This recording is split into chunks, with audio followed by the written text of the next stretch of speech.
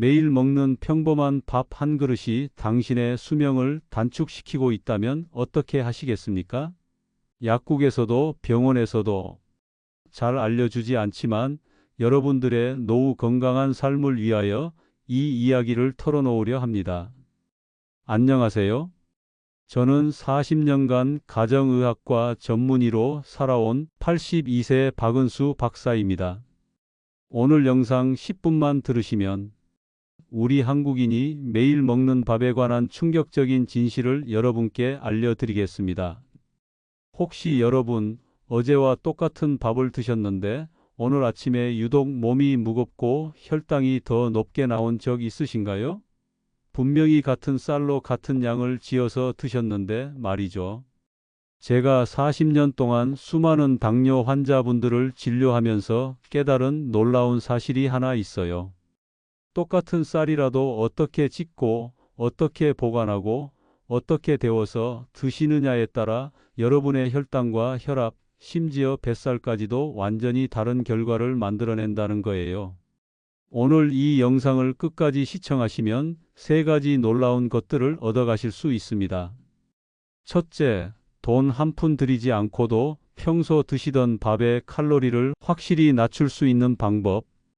둘째, 시니어분들이 꼭 알아야 할 밥에 관한 안전 수칙들, 특히 드시고 계신 약물과의 상호작용까지 꼼꼼히 알려드릴 예정입니다. 그리고 셋째, 실제로 이 방법을 시도해 보신 분들의 검증된 전후 결과를 구체적인 수치로 보여드릴 거예요. 사실 저도 82세가 되어서야 이 비밀을 완전히 깨달았어요. 젊은 의사들은 잘 모르는 내용이거든요. 그런데 이걸 알고 나니까 제 자신의 건강도 훨씬 좋아졌고 환자분들에게도 약만 처방하는 게 아니라 이런 생활 속 지혜를 나눠드릴 수 있게 되었죠. 여러분, 밥솥에서 갓 지어낸 뜨끈뜨끈한 밥과 냉장고에서 하룻밤 보관한 후 전자레인지에 데운 밥이 우리 몸에 미치는 영향이 완전히 다르다는 걸 아세요? 이건 그냥 민간요법이 아니라 실제로 과학적으로 증명된 사실이에요. 하지만 더 놀라운 건 여기에 집에 있는 평범한 재료 세 가지만 추가하면 효과가 배가 된다는 거예요. 그 세 가지가 뭔지 궁금하시죠? 바로 식초, 귀리, 그리고 강황이에요. 박사님, 강황은 카레 냄새가 나서 한국 사람 입맛에 안 맞는데요? 라고 하실 분들 계실 거예요. 맞아요. 저도 처음엔 그랬거든요. 하지만 오늘 알려드릴 방법으로 하시면 강황 특유의 냄새는 거의 나지 않으면서도 놀라운 효과는 그대로 얻을 수 있어요. 자, 그럼 이제 구독 버튼과 좋아요 버튼을 먼저 눌러주세요. 이런 소중한 건강 정보를 놓치지 않으시려면 알림 설정까지 해두시는 걸 추천드려요. 그리고 댓글로 건강한 밥 습관 도전이라고 남겨주시면 여러분의 3주 챌린지를 제가 끝까지 응원해 드리겠습니다. 이제 본격적으로 시작해 볼까요? 먼저 왜 똑같은 쌀인데도 다른 결과가 나오는지부터 차근차근 설명해 드릴게요. 사실 이 문제의 핵심은 쌀 자체에 있는 것이 아니라 바로 우리가 쌀을 다루는 방법에 있어요. 40년 진료 경험으로 확신하건대 이 방법만 제대로 아셔도 여러분의 건강 수치가 3주 안에 눈에 띄게 달라질 거예요. 여러분이 밥을 드실 때 일어나는 일을 한번 생각해 보세요. 갓 지은 뜨거운 밥을 드시면 쌀 속의 전분이 우리 몸에서 빠르게 분해되면서 혈당을 급격히 올리게 돼요. 마치 설탕을 먹은 것처럼 말이죠. 그런데 이 밥을 냉장고에서 하룻밤 식힌 다음에 다시 데워서 드시면 어떻게 될까요? 여기서 마법 같은 일이 일어나요. 바로 저항성 전분이라는 것이 생기는 거예요. 이게 뭐냐 하면 우리 소장에서는 소화가 잘 안 되고 대장까지 그대로 내려가서 좋은 세균들의 먹이가 되는 전분이에요. 그러니까 같은 양의 밥을 먹어도 실제로 우리 몸에 흡수되는 칼로리는 훨씬 적어지는 거죠. 제가 한 환자분 이야기를 들려드릴까? 73세 되신 김 할아버지인데요. 당뇨로 오랫동안 고생하셨어요. 혈당이 공복에 130, 식후에는 200을 넘나드는 상황이었거든요. 그런데 이 방법을 알려드린 후 한 달 만에 공복 혈당이 90대로 떨어졌어요. 본인도 깜짝 놀라셨죠? 그런데 여기서 중요한 건 단순히 밥을 시키는 것만으로는 부족하다는 거예요. 앞서 말씀드린 세 가지 재료, 바로 식초와 귀리, 그리고 강황을 함께 사용해야 진짜 효과를 볼 수 있어요. 이 세 가지는 각각 다른 방식으로 우리 몸에 도움을 줍니다. 식초는 혈당 상승을 늦춰주고, 귀리는 식이섬유로 포만감을 높여주며, 강황은 염증을 줄여주는 역할을 해요. 그런데 이 세 가지를 그냥 아무렇게나 넣으면 안 되고 정확한 비율과 방법이 있어요. 그래서 오늘 그 비법을 상세히 알려드리는 거예요. 혹시 박사님, 그런데 이런 방법이 정말 안전한가요? 라고 궁금해 하시는 분들 계시죠? 당연히 그런 걱정을 하실 수 있어요. 특히 나이가 들면서 여러 약물을 복용하고 계신 분들은 더욱 신중해야 하죠. 그래서 오늘 각 재료별로 주의사항과 안전수칙도 함께 말씀드릴 예정이에요. 예를 들어 혈압약이나 혈당약을 드시는 분들은 식초의 양을 조절해야 하고, 혈액순환 개선제를 복용 중이신 분들은 강황 사용에 주의가 필요해요. 이런 모든 것들을 오늘 자세히 다뤄보겠습니다. 그럼 이제 첫 번째로 왜 같은 쌀이라도 다른 결과가 나오는지 그 과학적인 원리부터 쉽게 설명해 드릴게요. 어려운 의학 용어는 최대한 쓰지 않고 여러분이 쉽게 이해하실 수 있도록 말씀드리겠습니다. 여러분, 우리가 지금까지 알고 있던 상식을 한번 뒤집어서 생각해 볼 필요가 있어요. 밥은 탄수화물이니까 무조건 나쁘다. 당뇨가 있으면 밥을 아예 끊어야 한다는 말들 많이 들어보셨죠? 그런데 제가 40년간 환자들을 진료하면서 깨달은 건, 문제는 쌀 자체가 아니라 우리가 쌀을 대하는 방법에 있다는 거예요. 한국 사람이 밥을 끊고 살 수 있을까요? 현실적으로 힘들죠. 그렇다면 똑똑하게 먹는 방법을 찾아야 해요. 그리고 그 해답이 바로 저항성 전분에 있어요. 저항성 전분이라는 말이 좀 어렵게 들릴 수 있는데, 쉽게 말하면 소화가 잘 안 되는 전분이래요. 그런데 이게 왜 좋으냐? 소화가 안 된다는 건 칼로리로 흡수가 안 된다는 뜻이거든요. 마치 식이섬유처럼 우리 몸을 그냥 통과해 나가면서 좋은 일만 하고 가는 거예요. 실제로 연구 결과를 보면 놀라워요. 갓 지은 밥과 식힌 후 재가열한 밥의 칼로리 차이가 10에서 15%나 나요. 만약 여러분이 하루에 밥 3그릇을 드신다면 이 방법만으로도 한 그릇의 반 정도 칼로리를 아낄 수 있는 셈이에요. 그런데 여기서 한 가지 더 중요한 사실이 있어요. 바로 혈당 지수, 즉 GI라는 건데요. 갓 지은 밥의 혈당 지수는 80 정도예요. 이게 얼마나 높은 수치냐 하면 설탕이 100이니까 거의 설탕에 가까운 수준이라는 뜻이에요. 그런데 식힌 후 재가열한 밥은 혈당 지수가 50대로 떨어져요. 이 정도면 현미밥과 비슷한 수준이거든요. 그럼 박사님, 밥을 항상 식혀서 먹어야 하나요? 라고 물으실 분들 계실 거예요. 꼭 그럴 필요는 없어요. 하지만 적어도 일주일에 서너 번 정도는 이 방법을 사용하시면 분명히 차이를 느끼실 수 있을 거예요. 그런데 여기서 주의하실 점이 있어요. 밥을 식힐 때는 반드시 위생에 신경 써야 해요. 특히 여름철에는 더욱 조심해야 하죠. 밥을 다 지으신 후에는 30분 정도 실온에서 식힌 다음 바로 냉장고에 넣으셔야 해요. 그리고 이틀을 넘기지 마시고 드시는 게 안전해요. 또 하나 알려드릴 팁은 밥을 소분해서 보관하시라는 거예요. 한 번에 먹을 양만큼씩 나누어서 밀폐 용기에 담아 두시면 필요할 때마다 꺼내서 드실 수 있어요. 특히 혼자 사시는 분들한테는 정말 유용한 방법이에요.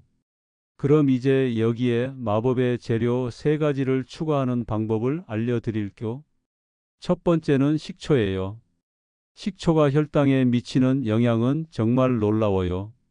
식초에 들어있는 아세트산이라는 성분이 탄수화물이 포도당으로 분해되는 속도를 늦춰줘요. 그래서 혈당이 천천히 올라가게 되죠. 실제로 외국의 한 연구에서는 식사 전에 식초를 조금 마신 그룹이 그렇지 않은 그룹에 비해 식후 혈당이 23%나 낮게 나왔다는 결과가 있어요. 물론 우리가 식초를 그냥 마실 수는 없으니까 밥을 지을 때 넣는 방법을 사용하는 거예요. 밥 짓는 물 2컵에 식초 1스푼 정도면 충분해요.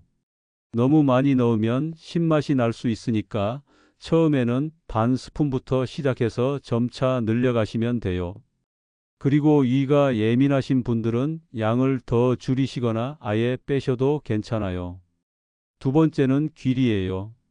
귀리에는 베타글루칸이라는 수용성 식이섬유가 많이 들어 있어요. 이게 혈당과 콜레스테롤을 동시에 낮춰주는 효과가 있어요. 또 포만감도 오래 지속되게 해줘서 다음 식사까지 배고픔을 덜 느끼게 되죠. 귀리를 쌀과 함께 넣을 때는 비율이 중요해요. 쌀 100g에 귀리 5에서 7g 정도, 그러니까 전체 양의 5에서 7% 정도면 적당해요. 처음에는 적은 양부터 시작하셔서 소화에 문제 없으면 점차 늘려가시면 돼요. 그런데 귀리는 쌀보다 조리 시간이 조금 더 필요해요. 그래서 밥을 짓기 전에 귀리를 30분 정도 물에 불려두시면 좋아요. 특히 소화가 예민하신 분들은 꼭 이렇게 하시길 권해드려요. 불린 귀리는 소화도 쉽고 식감도 훨씬 부드러워져요. 세 번째는 강황이에요. 강황은 커큐민이라는 성분이 들어있는데 이게 염증을 줄이고 혈당 조절에도 도움을 줘요. 그런데 많은 분들이 강황 특유의 냄새 때문에 부담스러워 하시더라고요. 하지만 걱정하지 마세요. 제가 알려드리는 방법으로 하시면 냄새는 거의 나지 않아요. 강황은 밥이 다 지어진 후에 넣는 게 좋아요. 뜸을 들이고 있을 때 강황가루를 1티스푼 정도 넣고 살짝 섞어주세요. 이때 후추를 아주 조금, 그리고 참기름을 한두 방울 떨어뜨리면 강황의 흡수율도 높아지고 냄새도 중화돼요. 이렇게 3가지 재료를 모두 사용한 밥을 제가 건강밥이라고 부르는데요. 처음 드시는 분들은 생각보다 맛있네? 하고 놀라세요. 특히 강황을 넣은 밥은 은은한 황금빛이 돌면서 보기에도 좋아요. 자, 그럼 이제 많은 분들이 궁금해하시는 전자레인지 재가열에 대해서 말씀드릴게요. 특히 혼자 사시는 분들은 밥을 한 번에 많이 해서 냉동실에 보관해두고 전자레인지에 데워서 드시는 경우가 많으실 텐데요. 이게 과연 건강에 좋은 방법인지 함께 알아보겠습니다. 먼저 좋은 소식부터 말씀드릴게요. 전자레인지로 재가열하는 것 자체는 전혀 문제 없어요. 오히려 건강에 도움이 될 수 있어요. 왜냐하면 식혔다가 다시 데우는 과정에서 저항성 전분이 생성되기 때문이에요. 그런데 여기서 중요한 건 보관과 재가열 방법이에요. 많은 분들이 실수하시는 부분이 있거든요. 첫째, 밥을 너무 오래 보관하시는 경우가 있어요. 냉장 보관은 이틀, 냉동 보관도 일주일을 넘기지 않으시는 게 좋아요. 둘째, 재가열할 때 충분히 뜨겁게 데우지 않으시는 경우가 있어요. 겉만 뜨겁고 속은 차가운 상태로 드시면 소화에도 좋지 않고 식중독 위험도 있어요. 재가열할 때는 밥 전체가 75도 이상이 되도록 충분히 데우셔야 해요. 제가 권해드리는 방법은 이래요. 냉동 밥을 꺼내서 전자레인지용 그릇에 담고 물을 한두 스푼 뿌려주세요. 그리고 랩을 씌우거나 뚜껑을 덮고 2분 정도 돌리시면 돼요. 중간에 한번 꺼내서 섞어 주시고요. 그런데 여기서 또 하나 팁을 드릴게요. 재가열한 밥에 김이나 미역, 시금치나물 같은 것들을 함께 드시면 영양학적으로 훨씬 좋아요. 왜냐하면 저항성 전분과 식이섬유가 함께 작용해서 혈당 조절 효과가 더 커지거든요. 실제로 제가 진료실에서 만난 한 환자분 얘기를 들려드릴게요. 78세 되신 이 할머니인데요. 혼자 사시면서 매일 냉동밥을 데워서 드셨어요. 그런데 혈당이 계속 높게 나와서 걱정이 많으셨죠. 그래서 제가 이 방법을 알려드렸어요. 밥을 지을 때 식초와 귀리를 넣고 식힌 후에 소분해서 냉동 보관하고 재가열할 때는 충분히 뜨겁게 데우라고 했더니 한 달 만에 혈당이 눈에 띄게 좋아지셨어요. 그런데 전자레인지 사용할 때 주의하실 점이 몇 가지 있어요. 첫째, 플라스틱 용기보다는 유리나 세라믹 용기를 사용하시는 게 좋아요. 플라스틱은 가열할 때 유해 물질이 나올 수 있거든요. 둘째, 재가열은 한 번만 하세요. 데웠다가 식히고 또 데우고를 반복하면 세균이 번식할 위험이 있어요. 한 번 데운 건 그 자리에서 다 드시는 게 안전해요. 셋째, 냉동밥을 바로 뜨겁게 데우지 마시고 먼저 냉장실에서 하룻밤 정도 천천히 해동시킨 다음 데우시는 게 좋아요. 그래야 밥알이 터지지 않고 식감도 좋아져요.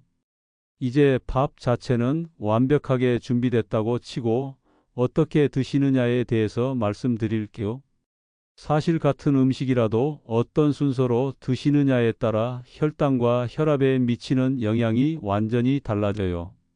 우리나라 사람들은 보통 밥과 반찬을 함께 드시잖아요. 밥 한 숟가락, 김치 한 젓가락, 국 한 모금 이렇게 말이에요. 그런데 이 순서를 조금만 바꿔도 놀라운 변화를 경험하실 수 있어요. 제가 권해드리는 순서는 이래요. 먼저 나물이나 채소 반찬을 드세요. 그 다음에 단백질, 즉 생선이나 두부, 달걀 같은 것들을 드시고요. 마지막에 밥을 드시는 거예요. 이걸 전문적으로는 채소 마이너스 단백질 마이너스 탄수화물 순서라고 해요. 왜 이 순서가 좋으냐 하면 먼저 드신 채소의 식이섬유가 위장에서 일종의 방어막을 만들어줘요. 그래서 나중에 들어오는 탄수화물의 흡수 속도를 늦춰주는 거예요. 마치 스펀지가 물을 천천히 흡수하는 것처럼요. 실제로 일본에서 한 연구 결과를 보면 같은 음식을 먹어도 채소를 먼저 먹은 그룹이 밥을 먼저 먹은 그룹보다 식후 혈당이 30%나 낮게 나왔다고 해요. 정말 놀라운 차이죠? 그런데 여기서 한 가지 더 중요한 팁을 드릴게요. 각 단계별로 천천히 드시는 거예요. 채소를 드신 후에 5분 정도 기다렸다가 단백질을 드시고 또 5분 정도 기다린 후에 밥을 드시는 거예요. 물론 음식이 식을까봐 걱정하실 수 있는데 이때는 국이나 따뜻한 차를 중간중간 드시면 돼요. 박사님, 그런데 혼자 먹는 밥에 그렇게까지 해야 하나요? 라고 생각하실 수도 있어요. 하지만 이게 습관이 되면 정말 큰 차이를 만들어내요. 특히 혈당이 걱정되시는 분들한테는 약물만큼이나 효과적일 수 있어요. 제가 진료했던 한 분은 이 방법만으로 당화혈색소가 8.3에서 6.8로 떨어지셨어요. 물론 다른 생활 습관 개선도 함께 하셨지만 식사 순서 바꾸기가 가장 큰 역할을 했다고 보시면 돼요. 그리고 또 하나 꿀팁을 드리자면 식사 중간중간 물을 조금씩 드시는 것보다는 식사 30분 전에 물 한 컵을 미리 드시는 게 좋아요. 그러면 포만감도 생기고 소화도 더 잘 돼요. 또 식사 후에는 바로 앉아 계시지 마시고 10분 정도라도 가벼운 산책을 해주세요. 아파트 복도를 걷거나 집 안에서 제자리 걸음만 해도 좋아요. 이렇게 하면 식후 혈당 상승을 상당히 억제할 수 있어요. 지금까지 일반적인 방법들을 말씀드렸는데 사실 모든 분들의 상황이 다르잖아요. 그래서 이번에는 여러 상황별로 어떻게 적용하시면 좋을지 구체적으로 알려드릴게요. 먼저 혼자 사시는 분들을 위한 맞춤 방법부터 말씀드릴게요. 1인 가구 시니어 분들은 보통 한 번에 밥을 많이 해서 나눠서 드시는 경우가 많으시죠. 이때 가장 중요한 건 올바른 소분과 보관이에요. 밥을 다 지으신 후에 한 공기씩 대략 180g 정도씩 나누어서 밀폐용기나 지퍼백에 담아주세요. 이때 너무 꽉 눌러 담지 마시고 살짝 여유 있게 담으시는 게 좋아요. 그래야 재가열할 때 고르게 데워져요. 냉장 보관할 것은 이틀 내에 드시고 냉동 보관할 것은 일주일 내에 드세요. 그리고 냉동실에 넣을 때는 언제 만든 건지 날짜를 적어 두시는 걸 추천해요. 나이가 들면 기억력이 예전 같지 않으니까요.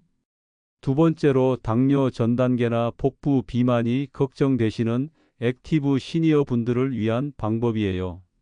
이런 분들은 앞서 말씀드린 식사 순서와 함께 식후 운동을 꼭 해주시면 좋아요.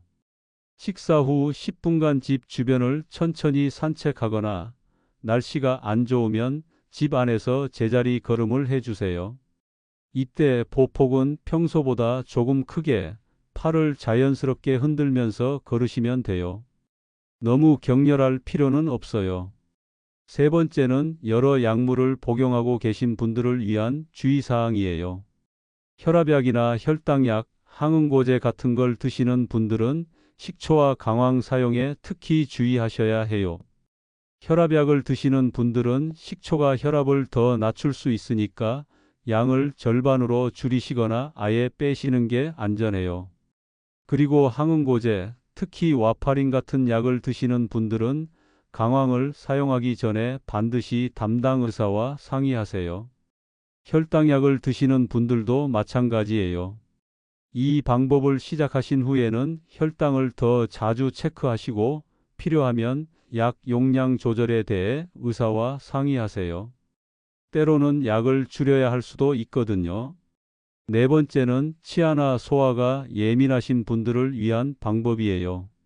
의치를 하시거나 잇몸이 약하신 분들은 귀리가 부담스러울 수 있어요. 이럴 때는 귀리를 더 오래 불리거나 아예 귀리 가루를 사용하시는 방법도 있어요. 또는 밥을 지을 때 물을 평소보다 5에서 10% 정도 더 넣어서 부드럽게 지으시는 것도 좋은 방법이에요. 그리고 소화가 잘 안 되시는 분들은 죽이나 리소토 형태로 만들어서 드시는 것도 고려해 보세요. 지금까지 건강상의 효과에 대해서만 말씀드렸는데 사실 가장 중요한 건 맛이죠. 아무리 몸에 좋아도 맛없으면 계속 드시기 어려우니까요. 그래서 이번에는 맛있게 드시는 방법들을 알려드릴게요. 먼저 강황 냄새 때문에 걱정하시는 분들 많으시죠. 강황은 사실 우리나라 음식과도 잘 어울려요. 특히 미역국이나 시금치나물과 함께 드시면 강황의 쓴맛이 중화되면서 오히려 깊은 맛이 나요. 제가 개인적으로 추천하는 조합은 강황밥에 구운 김을 올리고 들기름을 살짝 둘러서 주먹밥으로 만드는 거예요. 이렇게 하면 강황의 영양 흡수율도 높아지고 맛도 훨씬 좋아져요. 식초 맛이 부담스러우신 분들은 현미식초나 사과식초를 사용해 보세요. 일반 식초보다 맛이 순하고 영양 성분도 더 좋아요. 그리고 식초 대신 레몬즙을 사용하는 방법도 있어요. 효과는 비슷하면서도 향이 더 좋거든요. 귀리가 거칠다고 느끼시는 분들은 현미나 보리와 함께 섞어서 사용해 보세요. 현미 30%, 귀리 10%, 백미 60% 이런 식으로 비율을 조절하시면 돼요. 그리고 한 가지 더 팁을 드리면 이렇게 만든 건강밥은 콩자반이나 멸치볶음 같은 짭짤한 반찬과 특히 잘 어울려요. 담백한 밥 맛이 짭짤한 반찬과 만나면서 전체적인 균형이 맞춰지거든요. 때로는 닭가슴살이나 두부를 함께 볶아서 강황 볶음밥으로 만들어 드시는 것도 좋아요. 이렇게 하면 단백질도 충분히 섭취할 수 있고 한 그릇으로 영양 균형을 맞출 수 있어요. 자, 그럼 이제 구체적으로 어떻게 3주 동안 실천하실지 단계별로 말씀드릴게요. 급하게 모든 걸 다 바꾸려고 하지 마시고 천천히 하나씩 적용해 가시면 돼요. 첫 번째 주는 적응 주간이라고 생각하세요. 이번 주에는 식초와 귀리만 추가해서 밥을 지어 보세요. 강황은 아직 넣지 마시고요. 그리고 밥을 식힌 후 재가열하는 방법도 연습해 보세요. 이 과정에서 여러분의 입맛에 맞는 식초와 귀리 양을 찾아가시면 돼요. 이때 중요한 건 기록을 남기시는 거예요. 매일 아침 일어나서 컨디션을 1점에서 5점까지 점수로 매겨보세요. 그리고 식후 1시간 뒤에 몸의 상태도 체크해 보시고요. 배가 더부룩한지, 졸린지 아니면 평소와 다른 점은 없는지 간단하게 메모해 두세요. 두 번째 주는 완성 주간이에요. 이번 주부터는 강황도 추가하고 식사 순서도 바꿔보세요. 채소 마이너스 단백질 마이너스 탄수화물 순서로 드시는 것과 식후 10분 걷기도 시작해 보세요. 이 시기에는 허리둘레를 재보시는 것도 좋아요. 일주일에 한 번 정도 같은 시간에 같은 조건에서 재어보세요. 보통은 아침에 일어나서 화장실을 다녀온 후가 가장 정확해요. 세 번째 주는 정착 주간이에요. 이제 모든 방법들이 자연스러운 습관이 되도록 하는 시기예요. 이때부터는 냉동 밥 만들기와 외식할 때의 대처법도 연습해 보세요. 외식하실 때는 가능하면 현미밥이나 보리밥을 선택하시고 그게 어려우면 밥 양을 평소의 3분의 2 정도로 줄이시고 반찬을 더 드세요. 특히 나물 반찬이나 김치 같은 채소를 충분히 드시는 게 좋아요. 기록하는 방법도 간단해요. 냉장고 문에 달력을 붙여놓고 매일 간단하게 체크만 하시면 돼요.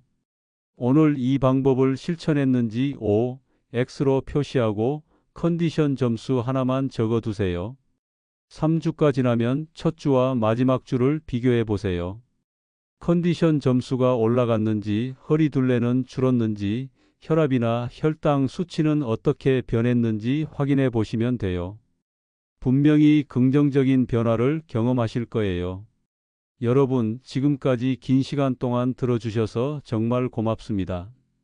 오늘 말씀드린 내용들을 한 번 더 정리해 드릴게요.